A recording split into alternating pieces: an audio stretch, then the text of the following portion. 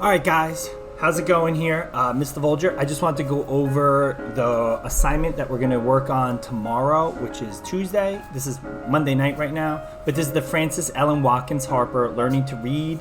It's her poem, and let's check it out. So on one side here, I have the poem itself, and then the other side have the questions. So right off the bat, it says, Frances Ellen Watkins Harper, Learning to Read. After reading the poem by Frances Ellen Watkins Harper, answer the following questions. Be sure to explain your answers when indicated. All right, so we have to make sure to read the whole question and to make sure that we explain our answers. A lot of us haven't been doing that. So let's go take over here. It says, Frances Ellen Watkins Harper was born to free African-American parents in Baltimore in 1825. She published her first book of poetry at just 20 years old and helped escape slaves along the Underground Railroad. After joining the American Anti-Slavery Society, she became a public speaker and political activist. After the Civil War, she continued to fight for the rights of women, African Americans, and other social causes. She died in 1911, 9 years before women gained the right to vote. Her 1872 poem, Learning to Read, describes what it was like for slaves who wished to learn. All right, here we go. You ready? I'm not that good at poetry, but let's go. Very soon the Yankee teachers came down and set up school. But oh, how the Rebs did hate it. It was agin' their rule. Our masters always tried to hide, but learning from our eyes, knowledge didn't agree with slavery. 'T would make us all too wise. But some of us would try to steal a little from the book and put the words together and learn by hook or crook. I remember Uncle Caldwell, who took pot liquor fat and greased the pages of his book and hid it in his hat. And had his master even seen the leaves upon his head, he'd have thought them greasy papers, but nothing to be read. And there was Mr. Turner's Ben, who heard the children spell and picked the words right up by heart and learned to read 'em well. Well, the northern folks kept sending the Yankee teachers down, and they stood right up and helped us, though Rebs did sneer and frown.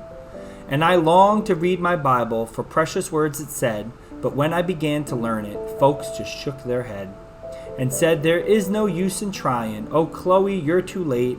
But I was rising 60. I had no time to wait. So I got a pair of glasses and straight to work I went and never stopped till I could read the hymns and Testament. Then I got a little cabin, a place to call my own, and I felt independent as the queen upon her throne. All right, so that's her poem. Number one, what organization is she referring to in the first two lines? All right, so let's go back to the first two lines. Very soon the Yankee teachers came down and set up school. All right, so tomorrow in school, our school, we're going to be learning about the Freedmen's Bureau, which is a government organization created during Reconstruction to send Northerners, especially teachers, down south to help African Americans build homes, build hospitals, get food, get job training, and most importantly, learn to read and write. So that would be number one. The answer would be the Freedmen's Bureau. All right, let's change the color here so you can really see what we're doing. Where's my color? There we go. Let's make it blue. I like blue. Make it bigger too. There we go. Who are the Rebs Harper refers to? So I believe when she, like one of the lines she says here, let's see where it is. Well, the northern folks kept sending the Yankee teachers down, and they stood right up and helped us, though Rebs did sneer and frown. And the Rebs refer to the rebels, which were the white Southerners who broke away during the Civil War. And they were nicknamed the Rebs, right? Because they're rebels, because they broke away from America. And so, of course, that would be the Southerners who supported slavery and started the Civil War, right? Well, it's not 3. Let's fix that. There we go. Now, you guys gotta remember, when you answer questions in a sheet like this, you want to definitely make sure that you are writing in full sentences, no abbreviations. It doesn't have to be a big sentence. Like here, what organization? The Freedmen's Bureau. I don't have to echo because the question's right there on the same sheet of paper. So why would I echo? But if I was writing the answer on my own piece of paper and the question wasn't there, then I might echo it. And that would sound like number one, what organization is referring to the first two lines? The organization she's referring to in the first two lines is the Freedmen's Bureau. That's how I would echo it. All right, number three. According to Harper, why were slaves not allowed to learn to read? All right, so we have to go back through the poem because I read it to you right now and I don't remember where she covered that they're not allowed to read. So let's go the second paragraph here. It looks like this one. Our masters always tried to hide book learning from our eyes. Knowledge didn't agree with slavery. 'Twould make us all too wise. So why were slaves not allowed to read? The masters thought it would make the slaves too wise and smart. And I guess that means they wouldn't be good slaves if they were wise and smart, right? They would be they would know how horrible slavery is. Number four, how did Uncle Caldwell and Ben defy this? All right, so we got to find Uncle Caldwell and Ben. I see Caldwell right here. I remember Uncle Caldwell, who took pot liquor fat and greased the pages of his book and hid it in his hat. And had his master even seen the leaves upon his head, he'd have thought them greasy papers, but nothing to be read. All right, now here's Ben Turner right here. And there was Mr. Turner's Ben, who heard the children spell and picked the words right up by heart and learned to read them well. All right, so I guess this is when Mr. Caldwell and Ben were both slaves, right? And they were sneaking to learn to read. And so Uncle Caldwell learned by hiding books in his hat, right? And Ben learned by listening to kids read and memorized the words, which is pretty impressive if you ask me. Imagine learning to read without ever really like holding a book. Like, that's pretty impressive. All right, who is the speaker of this poem? Well, it sounds like to me that Frances Ellen Watkins Harper is the speaker. Like, very soon, the Yankee teacher, she keeps saying I, right? I remember Uncle Caldwell, so I got a pair of glasses. So here the speaker would be Frances Ellen Watkins Harper. There we go. So if you just take your time, and this is a skill, right? I know you might not be super interested in reading a poem and answering questions, but it's a skill on how to pull information from something and then methodically go through it. Number 6, why do you think enslaved people had such strong motivations to read and write? I mean, well, let's see.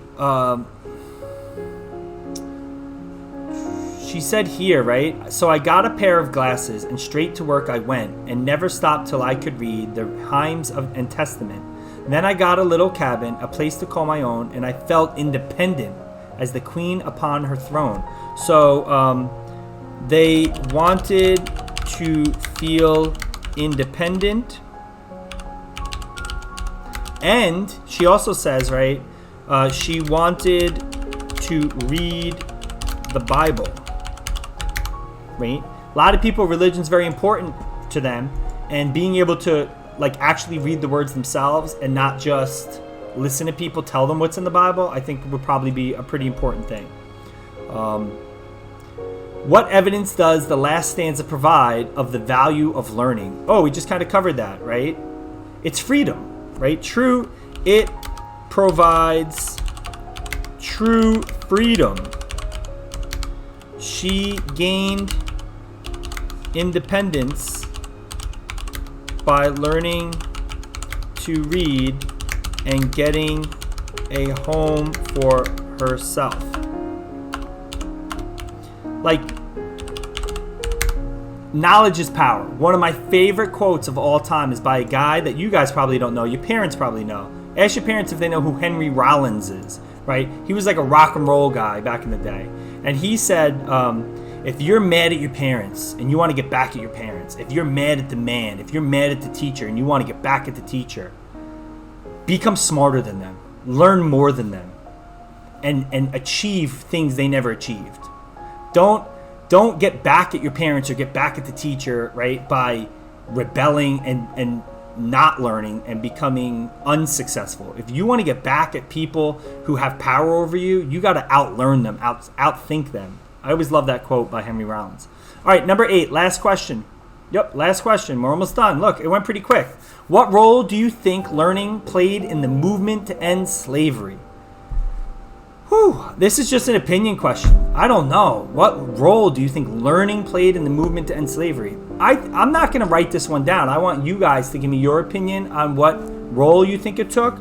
I personally, I'll tell you what I think. I think something as honest and as innocent as reading, it really shows how terrible slavery is and how this white Southerners knew it was terrible. Because how do you stop someone from learning to read? How do you make it a law that it's against the law to learn to read? Like, to me, that's a very evil idea. Like, there's literally nothing wrong with reading. It is completely 100% harmless, right? And anyone who would want to learn to read, I think that's, like, how could that hurt anyone? And the idea that white Southern slave owners outlawed reading for slaves because they feared it, because they knew slavery was wrong, and they were scared if those slaves got wise, like Francis Ellen Watkins Harper said, that maybe they would realize how wrong slavery was and they would rebel. That's just my opinion. I want you guys to answer number 8. This has just been a guide. If I don't get to all of this in class, you can watch this video and it'll help you guys out. All right? But that's all I have for you right now. And till the next time, bye. Ow. Don't do that. That hurt.